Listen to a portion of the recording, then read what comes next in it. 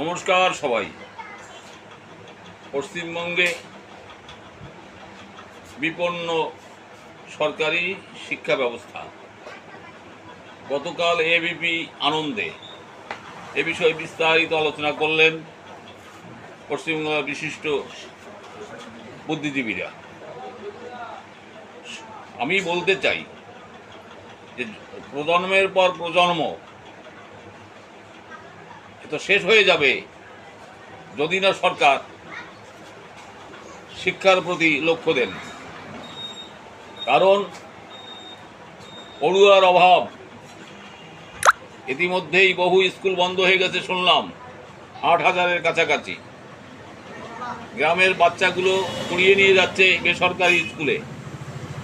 একটা কথা না বললে হবে না, বামফ্রন্টের জামানায় কিন্তু আমরা দেখেছি এই বেসরকারিকরণের দ্বারা বিরোধী ছিল। বেসরকারি নার্সিং হোম, বেসরকারি শিক্ষালয়, তার থেকে মানুষকে ফিরিয়ে এনে অবৈতনিক শিক্ষায় প্রি প্রাইমারি স্কুলের থেকে আরম্ভ করে সর্বত্র 12 ক্লাস পর্যন্ত ফ্রি করেছিল তারা।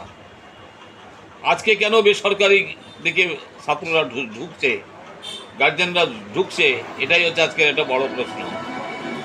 যারা পুলিশ পাশে বসে এরাকে বড় বড় ডায়লগ মারেন, যাচাই করে দেখুন আপনাদের জনভিত্তিটা কতটা আছে।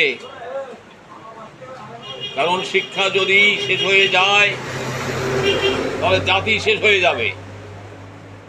আমি প্রাক্তন শিক্ষামন্ত্রী কান্তিচন্দ্র বিশ্বাসের একটা উদাহরণ বলছি এখানে। উনি বলেছিলেন যে একটা ব্রিজ ভাঙলে কিছু মানুষ একসঙ্গে মারা যাবে। যদি শিক্ষকের নৈতিক অধপতন হয় তাহলে একটা জাতি শেষ হয়ে যেতে পারে।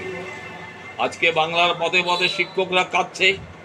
যারা 26 লক্ষ মানুষের মধ্যে পরীক্ষা দিয়ে মেধা সম্পন্ন হয়েছিল, তাদের নিয়ে কোনো ব্যবস্থা নেই। শুধু বড় বড় ডায়লগ, এ কথা সে কথা।